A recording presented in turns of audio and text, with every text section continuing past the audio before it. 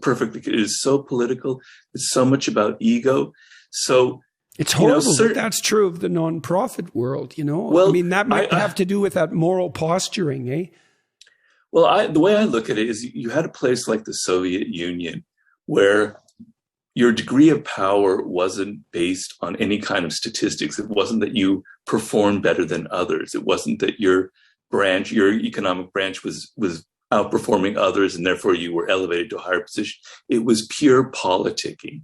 It was pure manipulation. How close could you get to the dominance hierarchy maneuvering. Yeah. So when you have like a nonprofit world where it's not based on money or results, it's more on you get very political environments like that where there's no kind of quantification of what one is doing superior work than others. Yeah, you know, I talked to Adrian Wooldridge, and he wrote some books on the history of meritocracy. And they're very, very interesting. He writes for The Economist. And so, you know, that the idea of meritocracy is under assault now. I think the idea of merit per se is under assault. And what Wooldridge has done was look at how societies were structured in the absence of the meritocratic ethos. And so that's in the absence of a belief that there is such a thing as productive competence.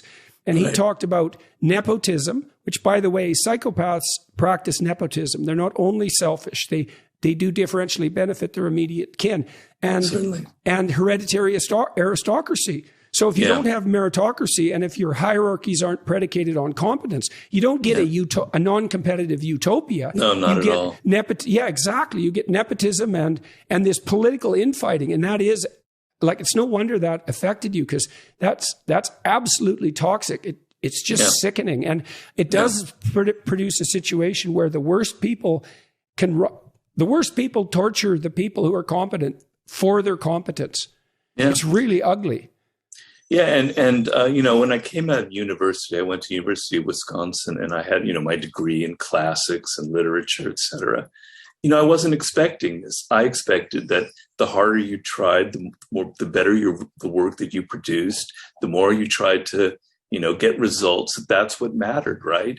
And then to suddenly be blindsided this, because nobody in our culture tells young people that this is what the world is going to be like. And that's sort of a lot of where this book came out of. I wrote it when I was 38, 39, so I was already a bit older. But your parents don't prepare you for this. Schools don't prepare you for this. University certainly doesn't prepare you for it. In fact, it leads you to believe the opposite. And so you enter the work world, and if you're entering a place more like what we're describing here, not like what you were describing in some of the jobs you had, you're blindsided. You had no preparation for it. Nothing prepared you for it, and you don't know how to react. Well, you know, if you're naive in that manner, two things happen. And I was naive, yeah. One is that you're much more likely to be exploited. That definitely happens. The other thing is you're much more likely to be traumatized, because trauma sort of occurs in proportion to how much of your belief it demolishes. And so if you have a too positive and too naive view of the world, and especially if you encounter someone malevolent, they can really do you in psychologically. Yeah. And they often will too, because, well, they have their reasons. And so. Yeah. Yeah. I can remember, I had a job in journalism, and I wrote this article about Italy, and I thought it was a great article. And then the editor brought me in for lunch, and he was like having his second or third martini, and he started to tell me that, Robert, you're never going to be a writer. You don't have the discipline for it. You're just too wild. You don't communicate to the reader, etc. You need to get out of this business. It's not for you. It was very painful. And then in looking back at it, I think he had set me up for this. I think that he had kind of commissioned this article knowing that it was going to have some problems with it, etc. And that he was deliberately setting me up in this situation so that and I think a lot of it came from envy. You know, envy is a bad one, and envy and resentment, man, those are corrosive. They're soul and culture destroying emotions. You know, when I worked with my clients, we talked a lot about resentment, a lot. And I had kind of an axiom, which is, well, if you're resentful, there's only one of two things going on. One is you're whiny and neurotic, and it's time to grow the hell up and take some responsibility. Right. And so you've got to ask yourself that. And the second is someone is taking advantage of you, and you have something to say or do that you're not saying or doing. And so we try to sort out which of those it was. And then if it was that they had something to say or do to stand up for themselves, for example, Certainly. then we just strategize like mad. So I had one client, for example, I really liked her. She was smart, man. Very, very, very competent, honest, hardworking, conscientious, diligent, attractive lawyer. Yeah. And she'd moved firms, and those firms can be pretty cutthroat. You know, they're full of prosecutors. What do you expect, right? And, Right. And one guy, when she went into the firm, basically swiped her biggest client through a series of manipulative actions. Right. And, you know, kind of lulled her into a false sense of security, sort of started to cooperate with her, and then shunted her out. And then when she started to complain about it, he started distributing rumors that she had mental health issues. And it was absolutely awful. So we spent about 6 months strategizing how to deal with him. And so it was successful, you know, and I love doing that sort of thing. It was such fun helping people who are being bullied by... I do. Yeah. I do the same thing as well. Mm-hmm, yeah, I'm sorry. Mm-hmm. So why do you think this was so popular? Or you said the music industry was particularly pathological. At least this is the reports you got. So why do you think that is? Do you have any theories about that? And then why do you think your books got to be so popular among, rappers, say? Why do you think the music industry is the way it is? I mean, do you think there's something specific about that industry that lends itself to that kind of corruption? And I've had a lot of people give me the same kind of feedback.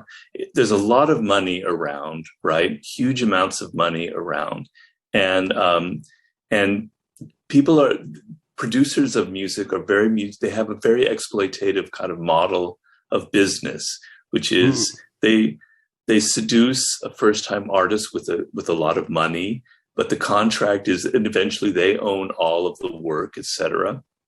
So it was a very exploitive business model, particularly for African-American musicians who were historically very exploited. And so it's like Hollywood, where so much of it is about pleasing people and having the right demeanor. So 50 Cent, who I wrote the book with, he said, you know, he dealt crack on the streets of Southside Queens. You know, he was a hustler at the age of 9. He saw everything, but nothing prepared him for the kind of Machiavellian games that music industry people would play. Right, you want to take a straightforward criminal over a psychopathic manipulator any day.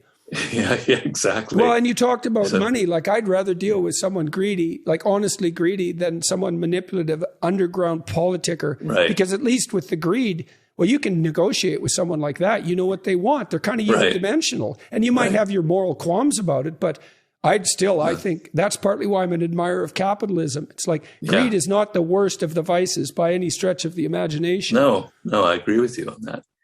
And so, you know, why are my books popular? I think there's a combination of things. First of all, I'm giving people something that's not out there, kind of a realism. And I think a lot of people are inwardly very tired and very sick of all the kind of coddling that goes on with readers and in our culture, where the people are trying to, you know, perpetuate this myth that it's all about cooperation and getting along, and that business is kind of this world where people are all on the same page trying to create the best product possible, etc. And they kind of have the same kind of illusions that I had. And so the harshness of the book that first kind of shocked you sort of excites people. It appeals to their shadow side, if you will, you know, and that shadow side is very much repressed in our culture.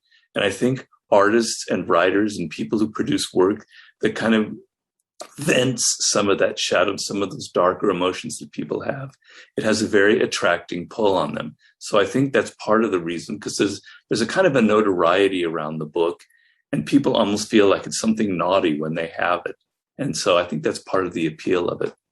So I have a friend, he's a really good friend of mine, and I've known him since I was in college, and he's a tough guy. I mean, he grew up under rather poverty-stricken circumstances in northern Alberta, really on a frontier piece of land. Like, it had only been broken 50 years before by his father, who was a longshoreman and an ex-military guy. Good guy, his father.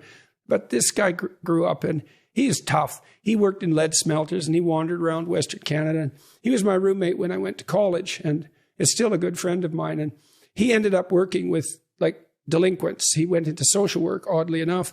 And he ended up working with some of the worst delinquents in Canada. And he's a really good guy. And he likes to help people get better. But he isn't naive at all. And then part of the reason that he was good at working with the delinquents was because there were no tricks they could get up to that he couldn't see right through. And that was partly because he had a real integrated shadow. I mean, I'll give you an example of him. So one day, I was living in this town called Grand Prairie, and it was at the height of the oil boom. And so it was a rough town, and there were lots of rough bars in it, and lots of young men in there with plenty of money and they'd come in for 3 days after being out in minus 40 weather working on the oil rigs, and they were ready to party, man. And we had a party one night in this kind of frat house that I went to college in, and way too many people showed up, and some of them were real troublemakers. And we had a table that was pretty full of beer bottles and vodka bottles and so forth, and one guy just went over and like tore the leg off and knocked the table over, and then a bunch of us got together and chased them all out. And this friend of mine, he said, "Oh, they'll be back." And so he went upstairs and he put on some steel-toed cowboy boots. It was just like a bloody Western. He came marching down the stairs. And just as he entered the living room, there was a big knock on the front door. It was these hooligans coming back to cause grief. And he just didn't break stride. He opened the door. He pulled open the door, and there was a guy standing there ready to fight. And he kicked him underneath the chin with his steel-toed cowboy boot, knocked him right over the front porch, and the battle was on. But that was exactly what he was like, Right. And his shadow was integrated. He was a great roommate. He reciprocated everything. I always knew if I bought groceries one week, he'd buy it the next. Like, he was a straight shooter. You could trust him, but he was not naive, man. And that made him able to deal with delinquents and to help them. So that's part of that integration of that shadow. Yeah, I go very deeply into the shadow in a chapter in my last book, The Laws of Human Nature. And I try and talk about how one integrates the shadow, because it's not an easy answer for that. People are kind of perplexed. Well, I have this dark side, and I explain a lot of where it comes from and how a lot of your aggressive impulses, like the room of 2-year-olds that you were talking about, you have that as well. I'm talking to the people that my readers. You have that aggressiveness when you were young, and it got socialized out of you, and then it kind of got repressed. And it's like a lost self that lives inside of you and is screaming to come out. How do you integrate it? And so the main thing is you have to be aware that you have this shadow side. You can't run away from it. You have to acknowledge that it exists. You almost have to embrace it in a way. A good parent too does everything he or she can not to repress that. Like, what you want to do with children is you want them to be forceful. You want them to have some power. Exactly. You want them to integrate that capacity for aggression into, well, let's say, lucid conversation. You want them to be able to stand up for themselves in family discussions. If you just punish them for being aggressive, let's say, for talking back or something like that, you don't guide that into more sophisticated development. You see this in schools too now. When my kids went to school, this was so dumb. We had a rule in our house, which was, you don't have to follow stupid rules.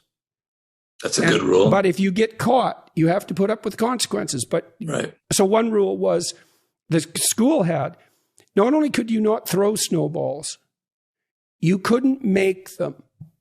And so they were trying to, exactly, you should shake your head, that's for sure. It's like, because their answer, and this was all politically correct nonsense, non-competitive games. We're only going to play non-competitive games. It's like, first of all, I studied Piaget. Yeah. A hockey game is not competitive exactly, because in a hockey game, no one brings a basketball. Everybody plays hockey. So that's cooperation. And then on the team, you have to cooperate. And like, if you're the star, but you never pass, you're just a dumb son of a bitch. You're not the star.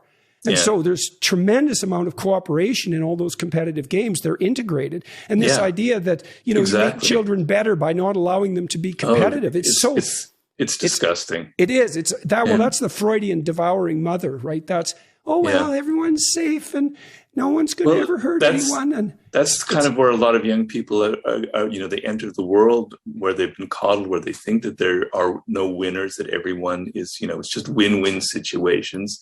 And that's where they get really shocked by the realities of the world. So all this coddling and this idea that there doesn't have to be a winner. We don't have to get prizes for first place. Everybody should get a prize. All you're doing is setting your children up for massive, shocks when they enter the world and they see that it's not like that. Yeah, and then they get disillusioned and depressed, or traumatized by it. I mean, when my son's hockey team in his school, they won the city championship, which was a big deal, and the school was pretty happy about that. To his credit, so was the coach. But the principal, who was this authoritarian empath, she was an awful person, I thought. Authoritarian empath. That's empath. Yeah, well, yeah. She used moral virtue as a club. Yeah. And it was, well, there's plenty of those people around. Yeah, and she said, well, really, today we're all winners. And the coach had exactly. No, it is sickening because and my son was just appalled by it. But the coach had enough guts. He said, no, the hockey team won. And it's not like the kids in the school were jealous. Some of them were, obviously, but most of them were really happy, like you are when your sports team wins. And most people are generous enough so that they're able to celebrate someone else's victory without. And that's the same. I saw this with birthday parties. I just bloody well hated this. It's like, well, every child gets a gift bag. It's like, no, they have their damn birthday. Every child doesn't need a damn gift bag. And this same naive, treacly, and it's authoritarian too, because it imposes this kind of view of the world. It's like, no, it's this kid's day to be special. That's why we're celebrating this kid. The rest of them, if they can't take that, it's like there's something wrong with the way that they've been treated and attended to. Well, a lot of my books, I've tried to remove the kind of taboo or the negative associations we have with the word like power or with the word ambition. I try and say ambition is a good thing. It means that you believe in yourself, you have some self-love, and you believe you're worth something, and you want to go out and achieve and create something worthwhile for other people. So ambition is a positive thing. But so many people are just kind of embarrassed about being a human being, embarrassed about our primate nature, embarrassed about our own aggressive impulses. This is partly why boys are failing in our schools now at a disproportionate rate. And I see there's an assault of the sort that you're describing on the better part of striving masculinity. And, I had a friend who killed himself because he identified his ambition with, the patriarchal force that's devouring the environment, let's say, and that's the cause of historical horror. And you might say, well, no one takes that onto themselves to that degree. And you can say that, but that you just don't know what the hell you're talking about. People take that onto themselves all the time. And then they start to identify the best part of them that strives forward with the destructive impulses of humanity. And they're so ashamed because they can't do anything good then, but in principle. Yeah. He tried to be as inoffensive and harmless in every possible way as he possibly could, and it just sucked all the life out of him. Well, you end up turning that aggressive energy on yourself is what ends up happening, and that's maybe leads to suicide, the ultimate kind of self-aggression. I know that I personally have, as I said, I definitely have a shadow side. I'm very aggressive and extremely competitive, and I have a lot of anger. So a lot of those experiences in my youth made me very angry. But the way I kind of integrated my shadow, I'm not saying this is a model, but the way I integrated it was through my books. I that anger kind of seeps through the material that I write, and I find I can only write when I have that kind of anger. But I don't rant. I don't yell and kind of put people down. I kind of channel it into something productive and something creative. And so to me, I definitely do that when I'm lecturing. And people have commented, some of the people who've criticized me that I'm an angry person, and which isn't true.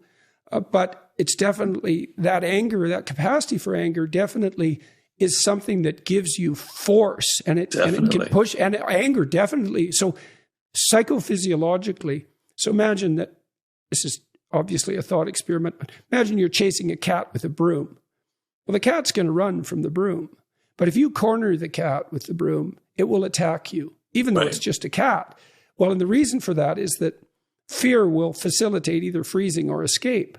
Right. But sometimes fear isn't the right response, and anger will suppress fear. And so one of the tools that we have at our disposal psychologically is anger as antidote to the terror that would otherwise freeze you. And you can integrate that. If you have some justifiable moral outrage, let's say something really annoys you, or I shouldn't say that, deeply violates your sense of moral propriety. I don't mean trivial things. Then the fact of that forceful response can motivate you to do things. Well, it doesn't for lecture, but certainly to write. It takes a lot of energy to write, man. You need all those sources of energy if you're going to be able to do it. And even to turn it on yourself, to discipline yourself, It's like I had to grab myself by the scruff of the neck when I was a young guy to sit down, God damn it, and write. And there's a force that's necessary to, especially if you're open, because you're all over the place, if you're creative, to get yourself to sit down and focus. Yes, that's right. Yeah. And, some of that anger, I think Jung talks about this, is that dark side contains a lot of energy. It contains a lot of power. Those 2-year-olds that are kicking and screaming, that's all this kind of force behind it. And when you sort of are ashamed of it and you push that down, you're kind of getting rid of an incredible well of energy that you can use for your creativity, for your work, etc. You can take that energy, like you say, and create discipline out of it, do something creative out of it, support some cause that you really believe in, So that shadow side, when you deny it, only negative things will happen. And it is extremely important for people to first recognize it in themselves, and it's very hard for a lot of people to do that. Well, I found, like I said earlier, that one of the best ways in there is resentment. You watch yourself because if you're resentful, you're feeling like you're being victimized and mistreated. It's like, okay, well, maybe you are. Okay, and you think there's no anger in that resentment, so you're not looking hard enough. If you watch your fantasies, for example, if you're resentful and you watch the fantasies that flit through your imagination, like you might not want to attend to them because they can be so brutal. Right. But because if someone is oppressing you genuinely and you're not standing up for yourself, then there'll be these compensatory fantasies. Yeah. So one day I'll tell you a story about that. So one day I'd been renovating my house and it took a long time. And the neighbors, this house was a complete derelict and it was a semi-detached, like really a derelict. It hadn't been touched since like 1927. It had gas fittings in the upper floor. It needed to be completely gutted. And so we gutted it. And my daughter got sick at exactly the same time, really sick. And so it was stressful and difficult. And the neighbors they called the city on us. They did everything they could to make it difficult, even though they were attached to us and wanted to sell their house. So we probably added like $25,000 to the value of their house because it was no longer attached to a derelict. And then just as we were finishing, my sister and her husband came to visit, and I was making tea for them, and I closed the cupboard. So it clicked, and the neighbors banged on the wall. And then that night I couldn't sleep, and I had really been pushed to my limit by these people. And I had these visions in my mind of burning the damn place down. And I thought, oh man, if you're starting to think about burning the place down, you should probably go say something. So I put on my parka and I went outside about 6 a.m. and I just waited for them to come out. They never did, but I went and knocked over on the door and I said, I was making tea for my sister last night. And I closed the cupboard. You didn't happen to bang on the wall because you heard my cupboard closing, did you? And they said, yeah. And I said, okay, look, if you bug me anymore, I'm going to cause you so much trouble you cannot possibly imagine it. Yeah. And I meant it. It was like, because I knew it was brewing in the back of my mind. I said, because I was done. It was like, you want a war? You have no idea what you're getting into. And so they backed into the kitchen, and like 2 hours later, they came over and said, oh, we're sorry and we won't do it again. But what we did was the mistake you talk about. We backtracked continually trying to please them, and every time they complained, we did what they wanted because we assumed we were dealing with reasonable people, but we weren't. And the only way to stop them was with a show of force. It was like, you want to be malevolent? You want to play that game? It's like, okay, no problem. But, and things went more smoothly after that. And that's a good example of, paying attention to those fantasies, because I thought I better like deal with this straightforwardly. Otherwise, I'm likely to do something stupid. Right. That's exactly. the other thing you got to watch. If that builds up inside you. Exactly. Yeah. And a lot of times I look at people in the public eye who get caught doing something really stupid, like you say, and their first thing will be, well, that wasn't me that did it. I don't know what came over me. That's not who I am. But that is exactly who you are. That is the person who has been carrying this resentment and this kind of inner anger, but not acting upon it. And then suddenly they do something really stupid, like having an affair with a 21-year-old, or they're just caught doing something. Yeah. So I watch people with their children a lot. Hey. Yeah. And so when my son was a pretty assertive kid and tough, like he had a real will. And, when he was 9 months old and started to crawl around, I taught him what no meant. And what no means is stop doing that, or something you don't like will happen to you. That's what no means.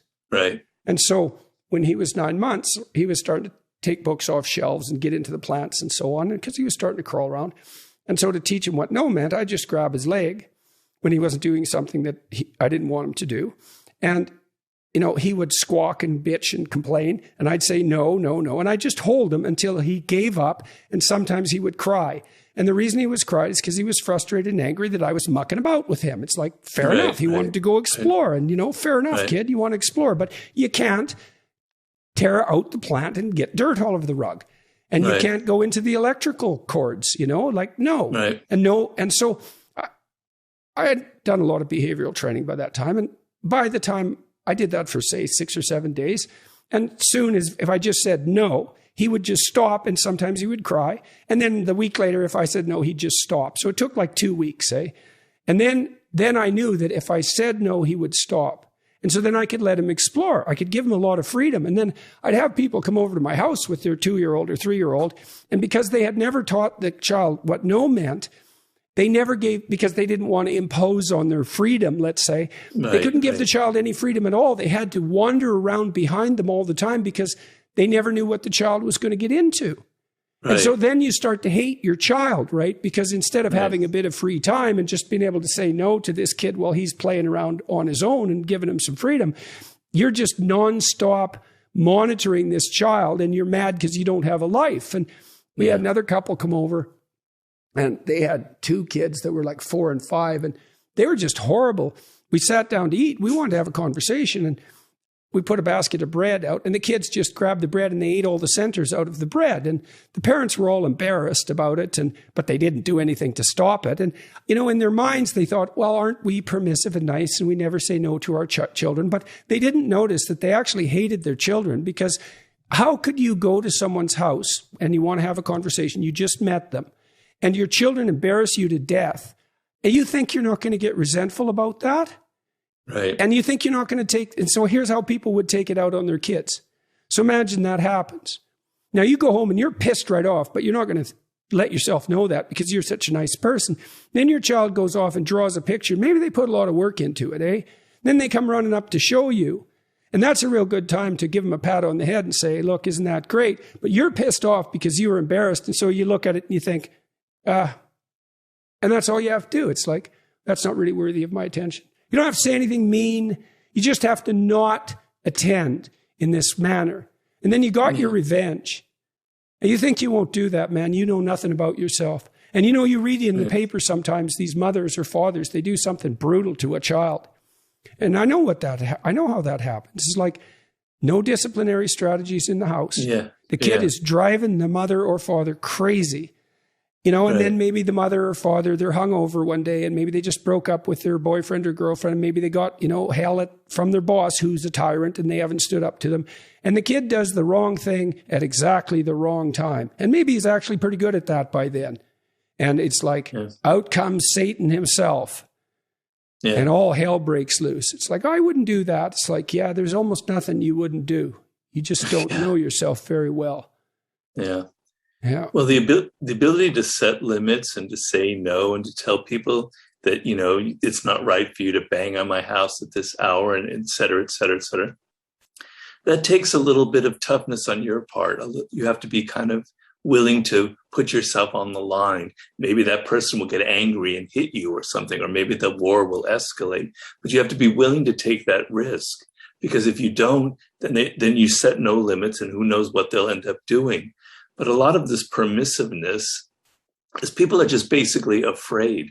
They're afraid of any kind of confrontation. Yeah. They're afraid of any kind of conflict.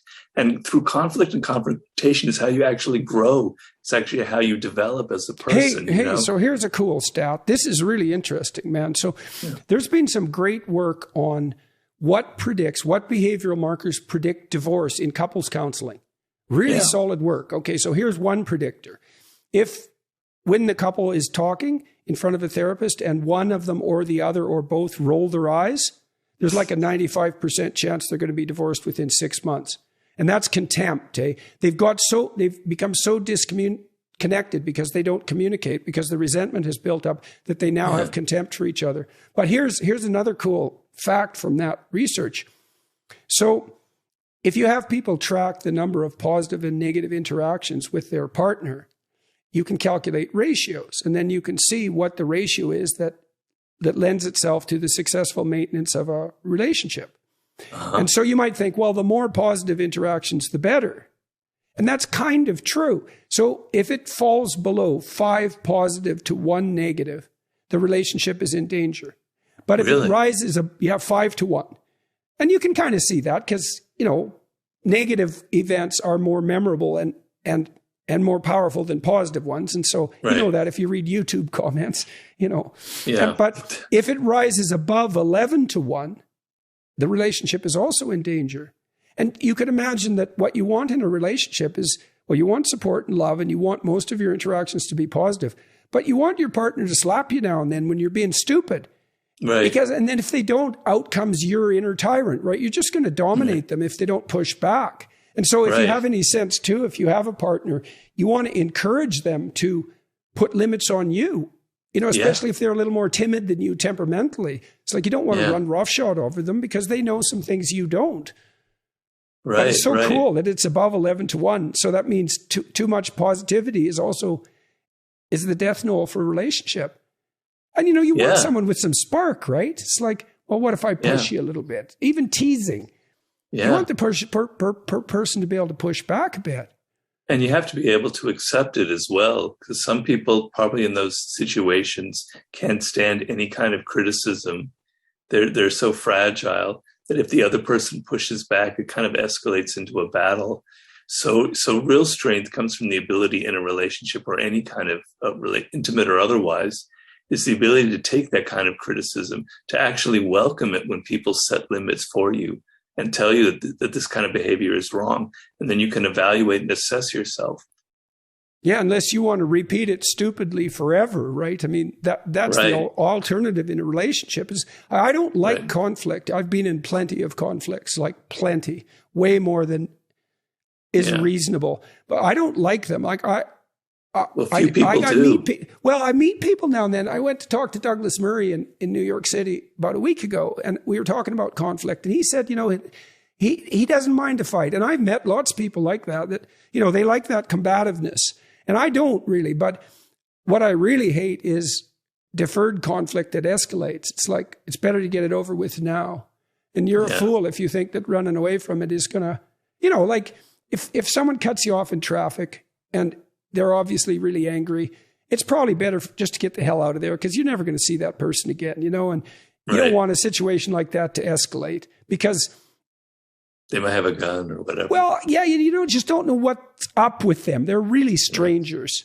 Yeah. But, if you're dealing with someone day in and day out and they're pushing on the top of your head to stop you from growing, which I think Lucy used to do to Linus in the Peanuts cartoons. Yeah, because they had a dark side, those cartoons, man. The comics, they sure did. Yeah. Oh, they would be canceled now, probably. Yeah, they couldn't exist now, I don't think. Yeah, I think that's right. Yeah, because a lot of Schultz's characters, Lucy was actually not a likable character at all. Right, and she was really oppressive to Linus, who was a good character. Yeah. And good humor always has an edge. But that you don't get rid of your the negative part of yourself, especially that aggressive part, by pretending it doesn't exist. That quite the contrary. That just doesn't work at all. Right. Yeah. I'm sorry, you were going to say something? I was just going to ask you about your new. I wanted to ask you about working with 50 Cent and the rappers, and I wanted to ask you about your new book too. So let's start with. So how did this partnership with 50 Cent come about? Well, the book was very popular with rappers, as I said, because of the nature of the music industry. And he reached out to me. He wanted to meet me because the 48 Laws of Power was sort of his Bible, as he expressed it.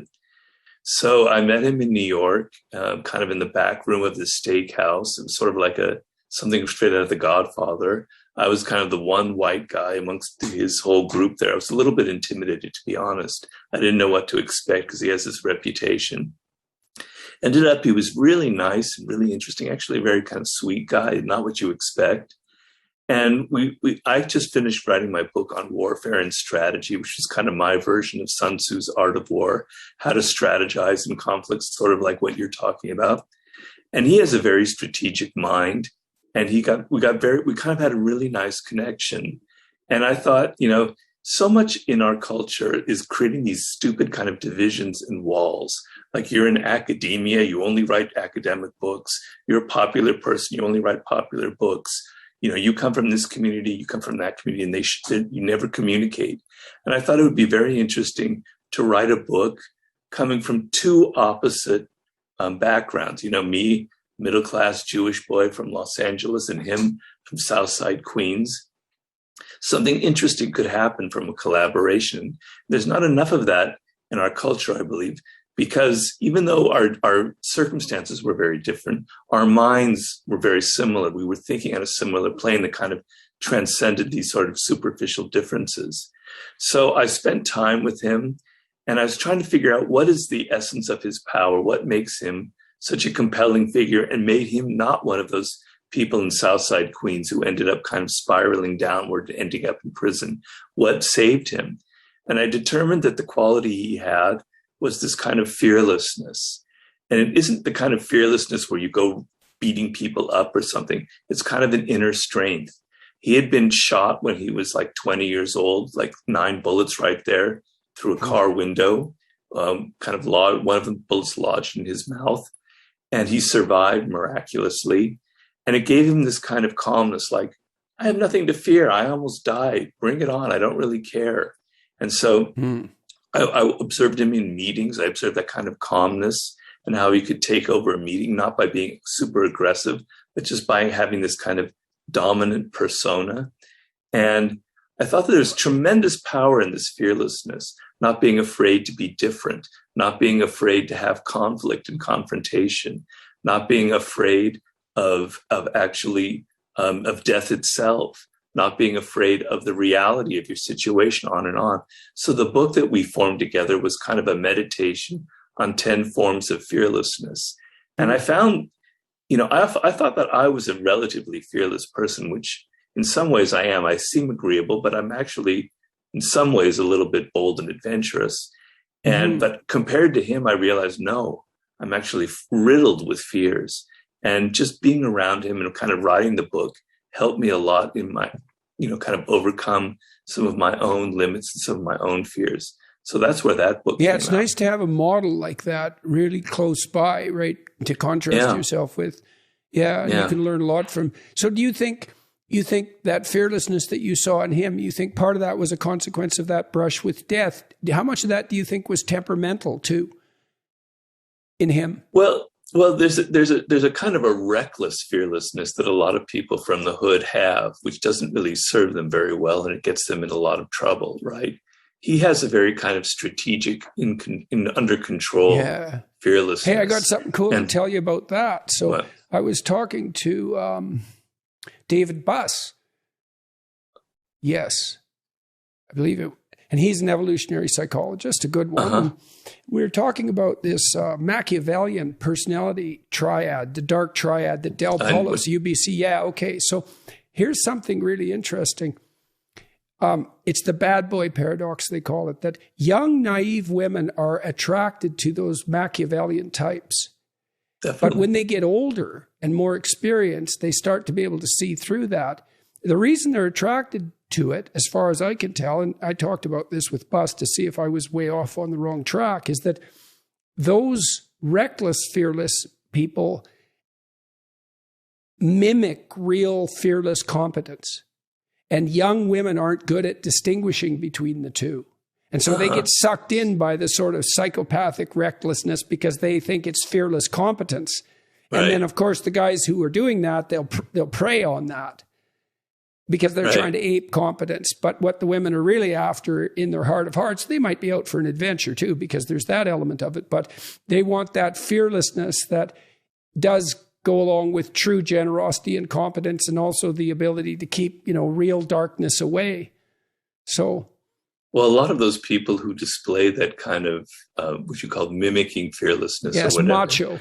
That's the macho thing. They're actually hiding the opposite. They're actually very, very riddled with insecurities. They're not, and they kind of create this sort of bravado and this false front, and they go to an extreme to kind of project this machismo, when in fact they're riddled with insecurities, and that's their way of dealing with it. But someone like 50 Cent, he's very comfortable with himself. He knows who he is. He knows where he came from. His mother was a hustler on the streets. So he knew the limits of the game. And I don't know, I think there is maybe a slight genetic component to it. I can't really put my finger on it, why he was able to have this kind of self-control where other people didn't. Yeah, well, that dimension, neuroticism, if you're in a rough environment and you're low in neuroticism, that's pretty damn helpful, because imagine that what neuroticism is, unit of psychophysiological upset caused per unit of stress. Yeah. And or unit of danger. And some people overreact and some people underreact. Sometimes the overreaction saves your life. Sometimes the underreaction gets you killed. So it's not like there's a clear answer. So there's variability there. Some people are much more calm, not volatile. They don't withdraw temperamentally. And that's a more masculine temperament, by the way. Yeah, I agree. But if you're raised in a really rough environment and you happen to be emotionally stable, that's the opposite of neurotic, let's say, then you're just not going to be as affected by it. And that can be a real blessing.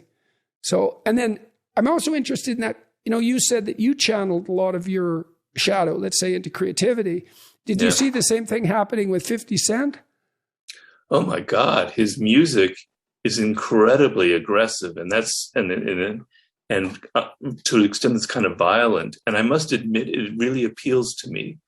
So when I was writing... Why? That's cool, because it's so interesting that so many rap fans are young white guys. I know. Yeah, but that's really psychologically interesting, right? Because if they've been coddled and their ambition has been squelched and everything about them that's aggressive has been shamed out of existence, that's part of that attraction of that dark fantasy, right? And then they see that aggression manifesting itself, and in a creative form in rap. It's not surprising that they're going to try to imitate that. It's part of that desire to bring that shadow out of the shadows and into the light. Well, I wasn't really, I was a little bit different in that I kind of understand, my own anger. I wasn't so much coddled. But what I really enjoyed about his music is it just seemed very real, and kind of the beat kind of catches you up in a primal sense, and kind of the aggressiveness just seems very direct and very refreshing, by the way. And you could tell, I say in my book Mastery that by a person's style, by how they write a book, by how they put language together, or the music they create, reveals something very, very deep about their character, about who they are. And so a lot of rap kind of comes across as sort of false, like someone is trying really hard to have that kind of thug persona, and it's not real.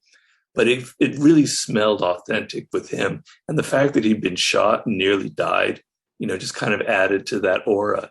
But there was something very real about it, and very authentic, in a culture where so much isn't real. I think that was the deep, deep appeal in a primal sense of 50s music. And when I was writing the war book, I was trying to get myself in a martial mood to write it. I would actually listen to his music to kind of put me in the mood to write some of the chapters. That and Beethoven. What do you like from what Beethoven do you like? What pumped you up? Well, when I was a kid, one of the first albums, I was first kind of raised on classical music. Then I got into jazz and rock and everything. But I got a collection of his 9 symphonies. And God, there's a kind of an aggression and violence, like to the 5th Symphony and the 9th Symphony. It just kind of, like they used in Clockwork Orange. There's something so overwhelmingly powerful about it, right? It just, you can't. The choral section in the 9th is like that. It's so Ode powerful. to Joy. Yeah, and it's so, isn't that so interesting that the Ode to Joy has that primal aggressive force?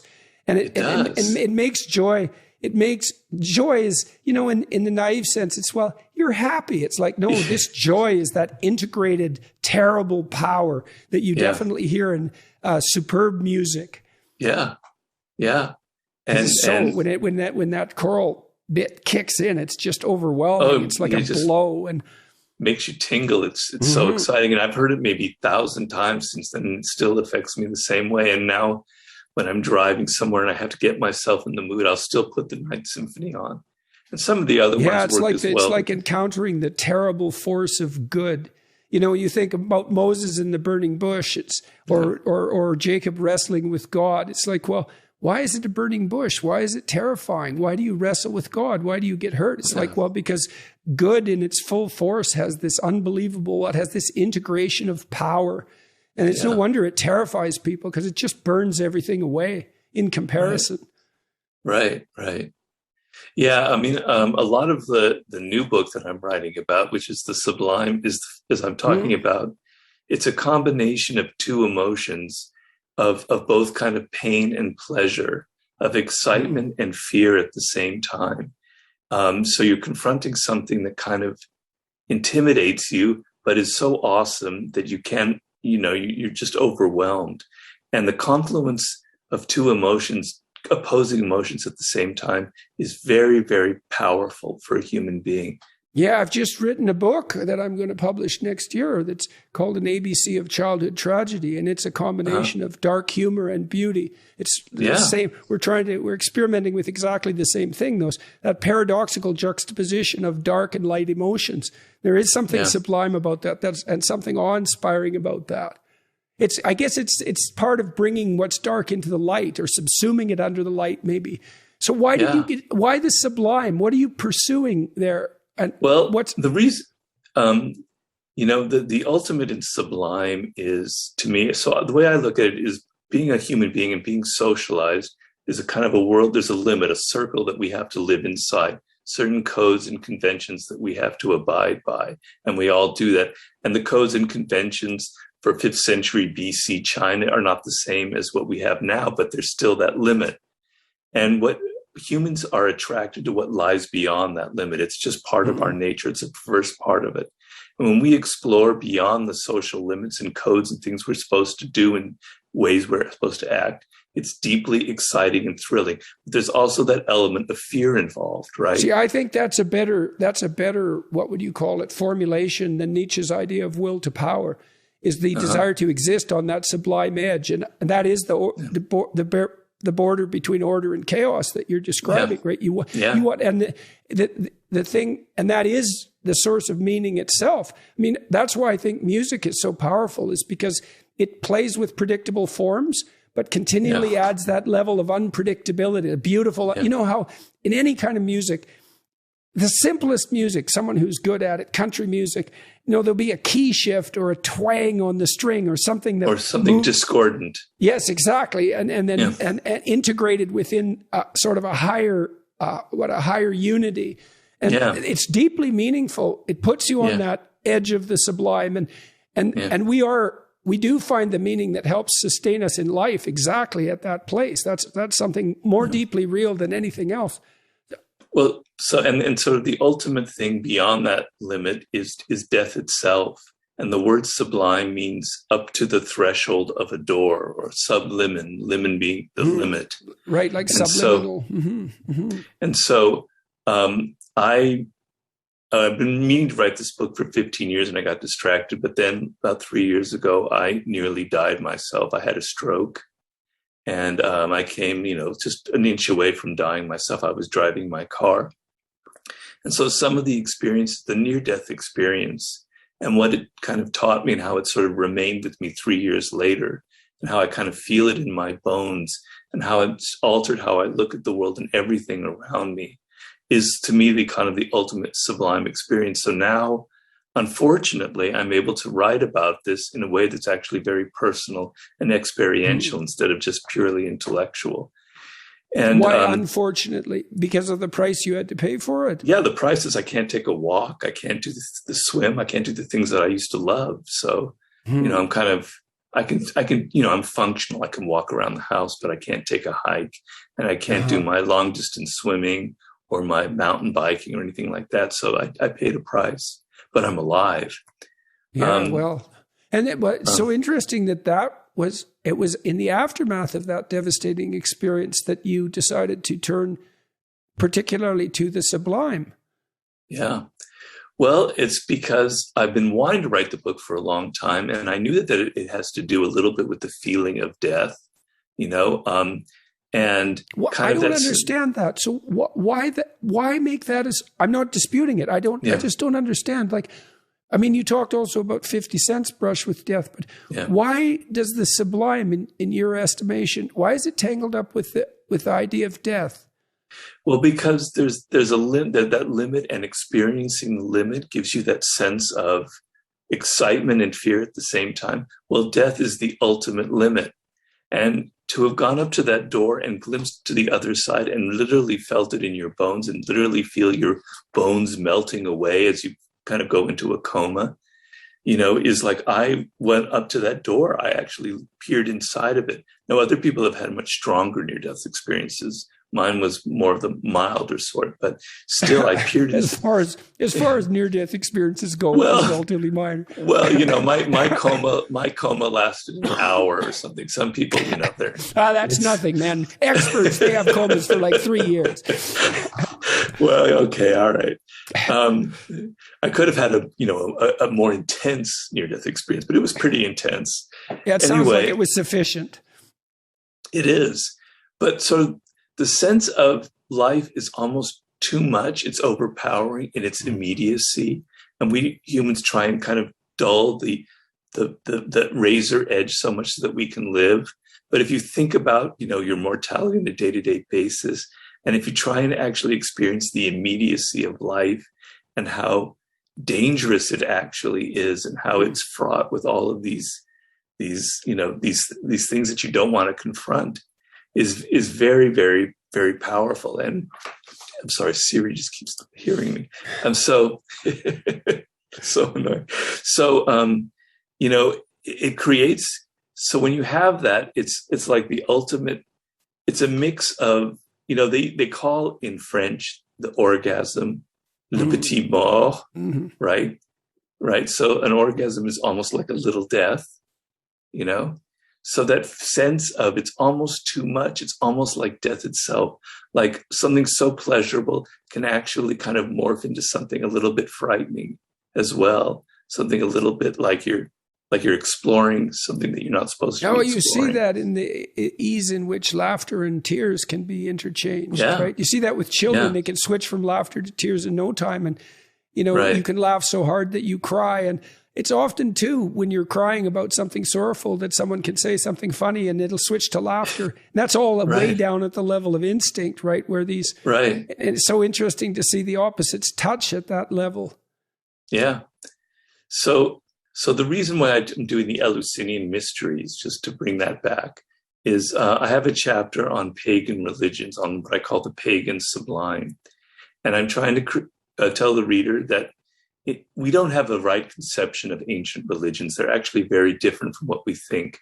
We have these kind of cliched notions of kind of mischievous gods cavorting in clouds and doing all kinds of naughty things that are very human, and just kind of almost a silliness to it, like, whoa, we're so beyond that.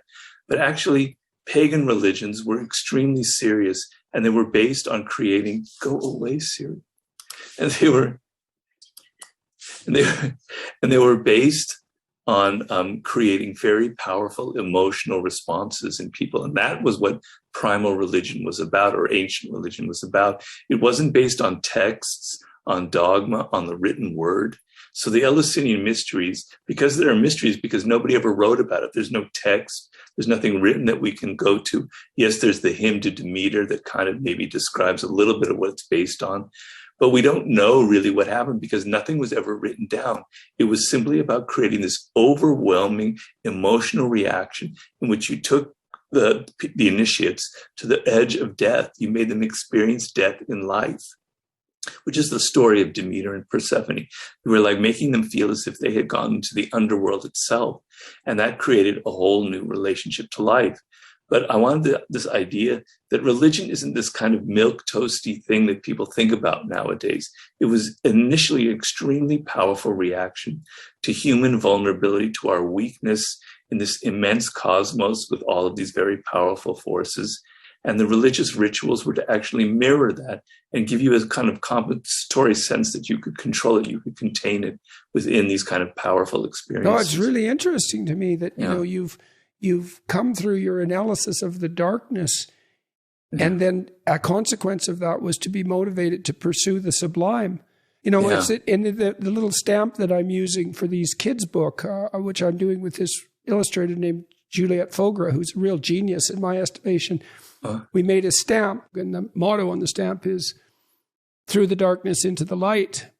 And, wow! You know, and there's this old idea that if you look into the darkness enough, you'll find something that compensates for it, right? And that emerges out of the darkness that's greater and more powerful than the darkness. And that part of the looking into the dark side of yourself is you find the power that enables you to deal with mortality.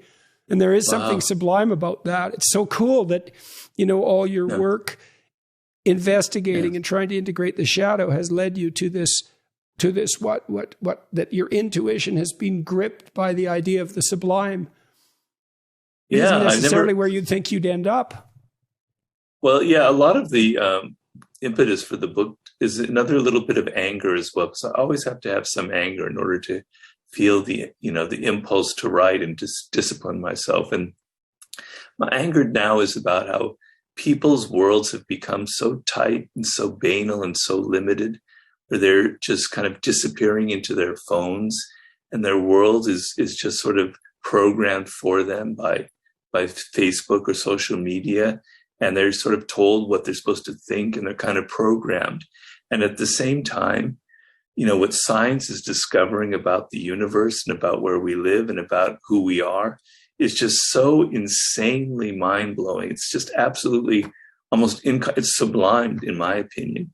And yet so many people are just living like as if they're sleepwalking, as if that, you know, I talk in one chapter about the unlikeliness of any of us being alive, any of us actually being here right now on Earth, and how just to be who we are, the odds against it are like 8 trillion to 1. I mean, even more than that. But people aren't thinking about this. They're not aware of the awesomeness of just the fact of being alive, of the cosmos as it evolved, as things on Earth evolve the way they are.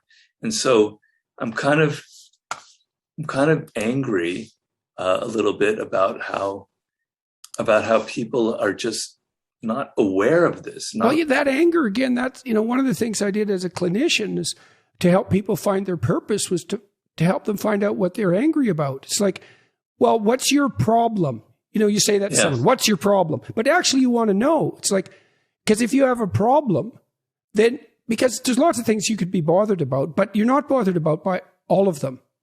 Right. There's something that stands out for you as, you know, something that violates your sense of moral propriety, let's say. That's your problem. You think, well, I don't want to have a problem. It's, yes, you do. You want to have your problem, and then you want to go try to solve it.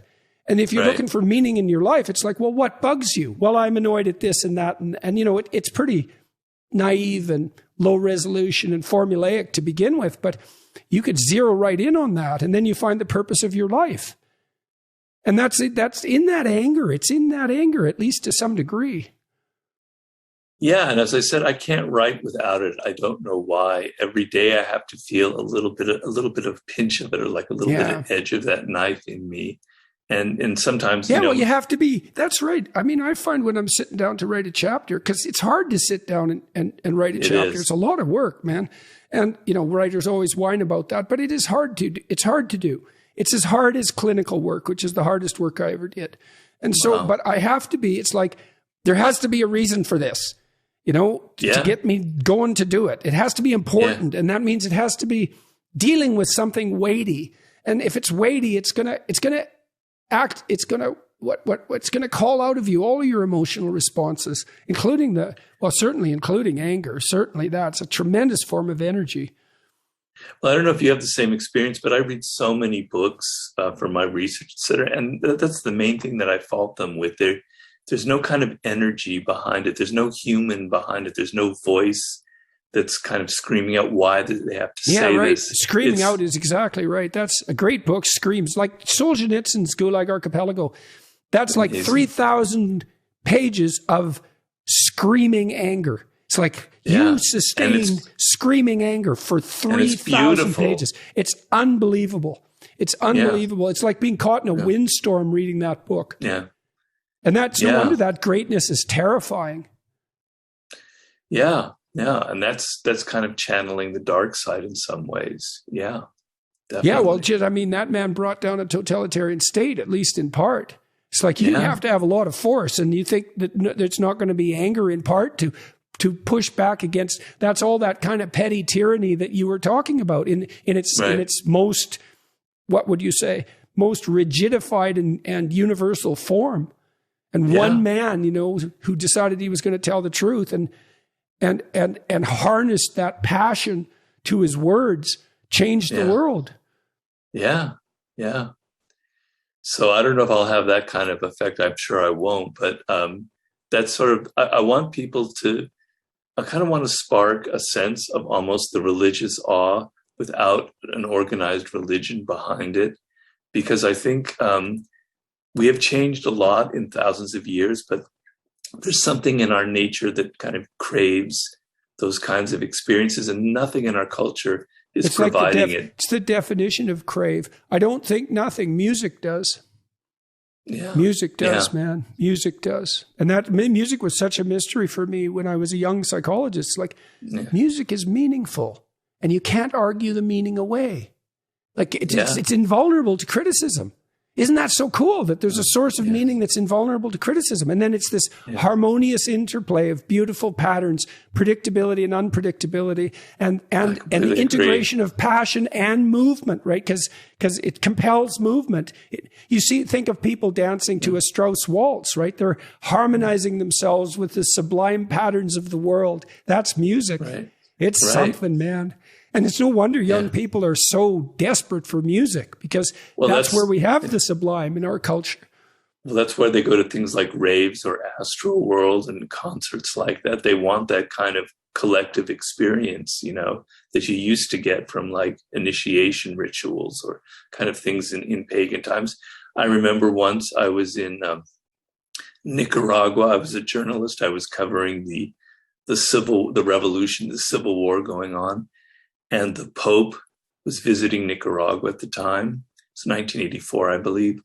And there was like 100,000 people crammed in this one square. And, I'm not by any means a Sandinista. I had no sympathy for it, particularly as it is now. But the feeling was that I experienced, I've never experienced anything else like it, of that crowd and that group emotion. It can be frightening, too. Then we can think about like... Well, that's it. Well, that's it. That's the thing. The Nazis were unbelievably good at bringing that up, right? And so you might say, too, that if we can't figure out how to harness that force in a positive way in our culture, we pretend it doesn't exist. It's going to come up in these underground ways because the craving for it is so deep. And the Nazis were masters of spectacle and fire. They were really good at that sort of thing. And Orwell was courageous enough to point that out. He said, well, we don't have anything with that power to combat that terrible, dramatic evil. But you do see it in a concert. You do see it in that collective. Well, you said you saw it in relationship to the Pope. And that's, hopefully that's something good. Or at least it's certainly a lot better than Nuremberg. Yeah. And to think that we don't need that, or that that's just superstition, that's extraordinarily naive. Yeah. I know. I agree. Yeah. Yeah. Well, look, it was really good talking with you, man. Very nice talking to you. I really enjoyed it. These are things I never get to cover in all of my hundreds of interviews. So I'm very, very grateful for it. I've explored territory that I've never explored before. So thank you. Isn't that fun? Yeah. Unusual experience for me. Yeah, I enjoyed it a lot, man. Yeah. Sorry, you were going to say something? Your Maps of Meaning was a very important book for me. I read it actually to help me with my war book, believe it or not.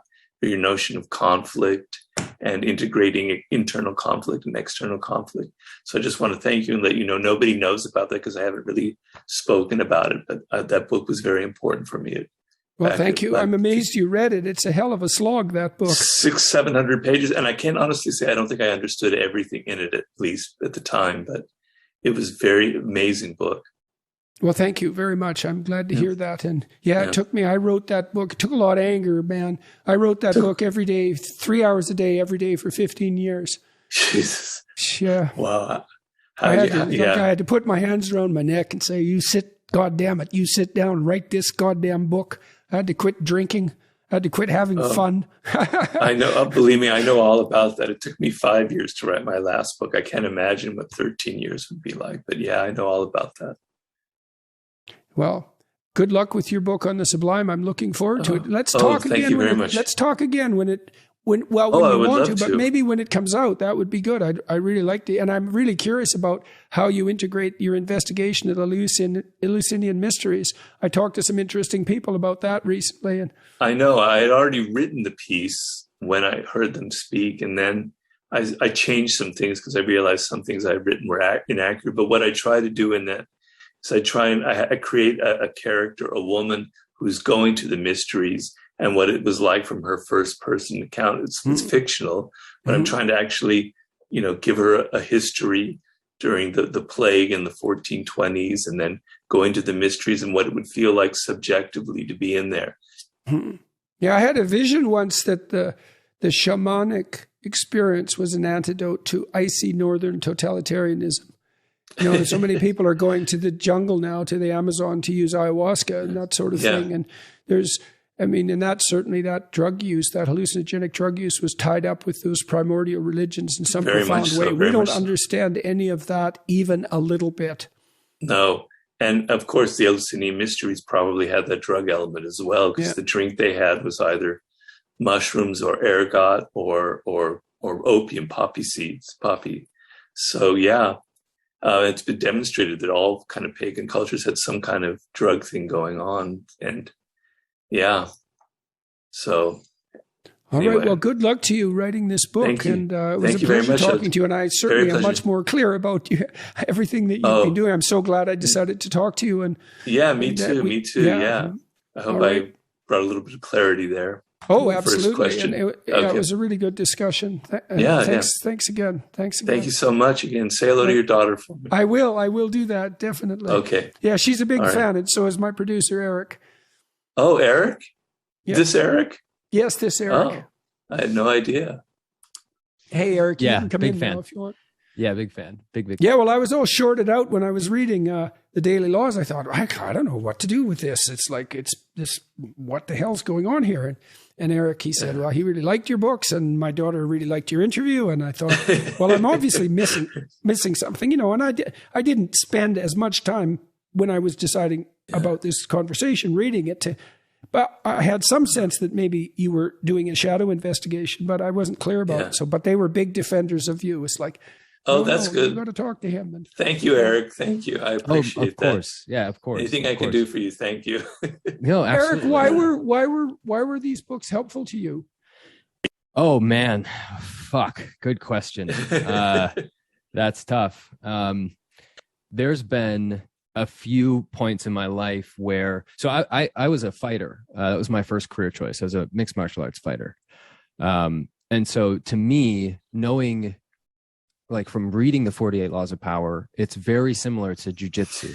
So when I got into business, it was like, oh, I've seen this behavior before because I've read this book and I understand this. So it started as like a very interesting It started just as an interest, like, oh, this seems cool. I think I saw you on Tim Ferriss's show or something like that. And when I started to see those things come into play, it then like completely hooked me, and I got all the rest of the books. And so it prepared you. Yes. Yeah. And one of the things, Robert, that I like so much about what you're doing is you're taking these principles, you're showing it throughout history, and you're giving examples of how this plays out today. And so it's like across the entire spectrum of what type of thinker is reading it. Yeah. You have to be the type of thinker that's going to read, which isn't everybody, but across that spectrum, everybody gets a little exactly what they need to hear in it. So it makes it very practical. You can then go off and be very practical with it. The same thing that you do, that practical. Yeah. Well, it's really important. Like one of the things you learn as a cognitive behavioral psychologist is that you have to nail this down to changeable behavior. You know, one of the things I was always doing with my clients was, and I've recommended this to people many times in my lectures, is find the largest unit of change that you're actually willing to do. Like maybe you won't clean up your room. I stress that. It's like, well, will you move one thing off your desk today? One thing, just one. Or if you can't do that, because sometimes clients would come back and say, I couldn't even move one thing. I said, well, why don't you look at one thing and think about moving it? And they're embarrassed because, you know, they're so unable to perform this task, which is a simple task in some sense, that they're ashamed to admit where they are to themselves, but they can't move forward. I had one client, this is so funny. He lived at home with his mother, and he shouldn't. He was too old for that. And his room was a complete bloody catastrophe, and he knew it. And he was probably mad at his mother for like coddling him. And so he needed to vacuum the carpet. So the deal for the week was you go vacuum that carpet. And he brought the vacuum cleaner into his room, but he left it in the doorway, like on a slant. And every day for a week, he had to walk over that vacuum cleaner. He wouldn't put it back, and he wouldn't bring it in his room and vacuum. And that's a good example of that underground resentment. You just think how angry you have to be at your situation to put a vacuum cleaner. You know, it's probably a middle finger to me too. It's like, I'm not doing what that goddamn therapist says, you know, that kind of resentment. But he literally walked over that damn vacuum cleaner for a week, you know, and we talked a bunch about that. It's like, well, what are you doing? It's like, obviously you're angry. Like, why can't you do this? What are you angry about? Well, man, he was angry about plenty of things. Let's put it that way. So so that practicality, that's real necessary to nail the highest to the lowest, and to get all that organized all the way down to practical, implementable behavior. Are you familiar with the work of Milton Erickson? Yes. What are you referring to specifically? All of his work, I'm just enamored with his work because his ability to create change and his patience and the strategies he would employ, I just think are so brilliant.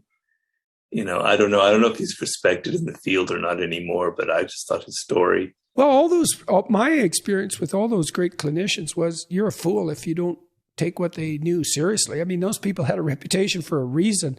And there's, you know, I really learned a lot from the great behaviorists. I learned a lot from the psychoanalysts, from the Rogerian types. Like they all had something to say. The behaviorists were great at decomposing something complex into implementable units, man. And the psychoanalysts were great at high level conceptualization, archetypal analysis, you know, the big story, the big picture. Yeah. So, hey, Eric, maybe we'll keep that discussion with you in the video. Okay. Yeah, I like that. Yeah. Sorry for cursing right away. No, that's all right. Good. That was perfect.